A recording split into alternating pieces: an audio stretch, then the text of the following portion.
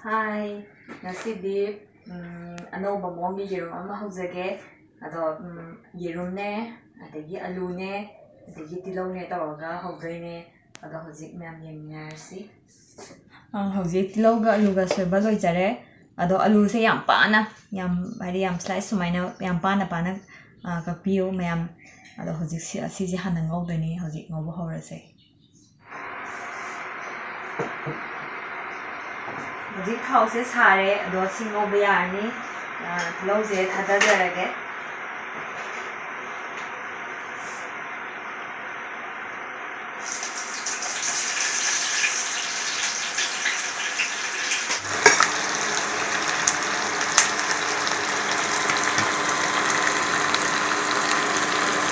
hojik tilaw se ngaujare khakha muli tawre aduduna alu se mo hapjanjarage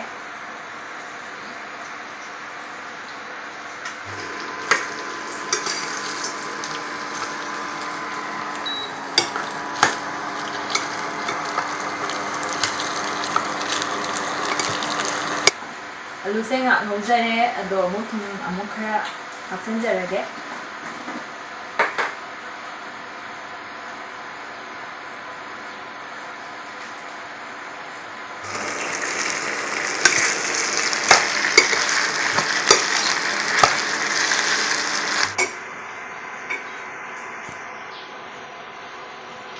nakang makhum se kopsalaga thamse mai se leitharaga khar thuna adum munnaba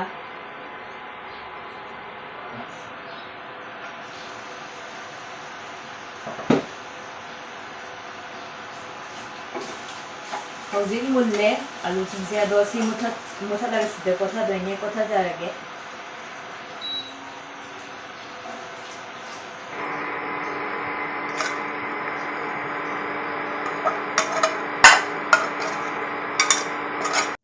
si kothaba loijare hojik yerum se thugairaga sida hapjandoine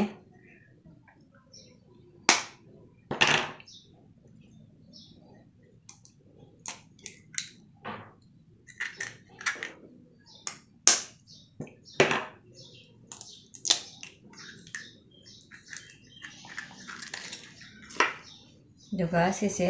otkhai birani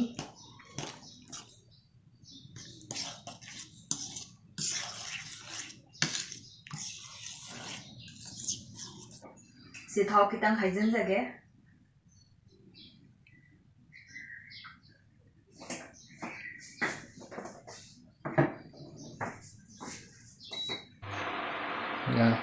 hojik thau se sare ado si haijanjarage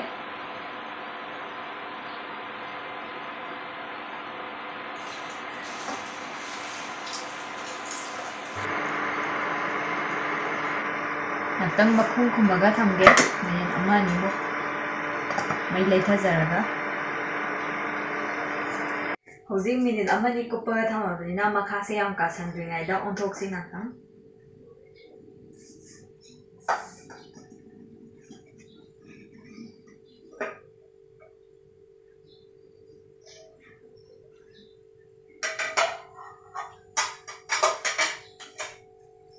Zia moso nakasi mo may leithajaraga makhum khumaga minute amani mo thamjage hojik mulle ado hojik thangjajarage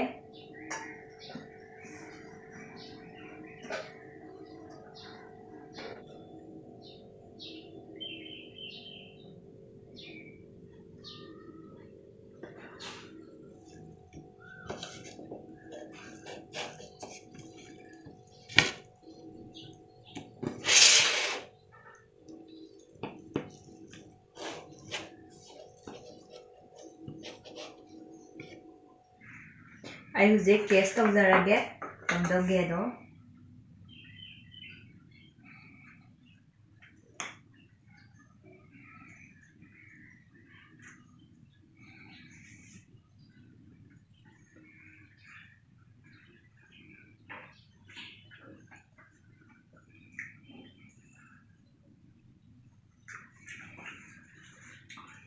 Miyam hawi miyam ado sumaina aluga sumaina omelette sumaina sembase yam hawbane yumda try tawbiyo yam laibane kemta hapte se thum khatani alune thumne tilawne yerumne ꯑꯗꯣ ꯍꯧꯖꯤꯛ ꯃꯇꯥꯡ ꯁ꯭ꯋꯥꯏꯁꯤꯗ ꯂꯣꯏꯁꯤꯟꯖꯔꯒꯦ ꯃꯌꯥꯝ ꯑꯩꯕꯨ ꯅꯨꯡꯁꯤꯕꯤꯔꯗꯤ ꯑꯩꯒꯤ ꯆꯦꯅꯦꯜꯁꯦ ꯌꯦꯡꯕ ꯅꯨꯡꯉꯥꯏꯔꯗꯤ ꯁꯕꯁꯀ꯭ꯔꯥꯏꯕ ꯇꯧꯕꯤꯌꯨ, ꯂꯥꯏꯛ ꯇꯧꯕꯤꯌꯨ, ꯁꯤꯌꯔ ꯇꯧꯕꯤꯌꯨ, ꯀꯃꯦꯟ ꯑꯃꯃꯝꯇꯪ ꯄꯤꯕꯤꯔꯝꯃꯣ. ꯃꯇꯥꯡ ꯁ꯭ꯋꯥꯏꯗ ꯂꯣꯏꯁꯤꯟꯖꯔꯒꯦ. ꯕꯥꯏ.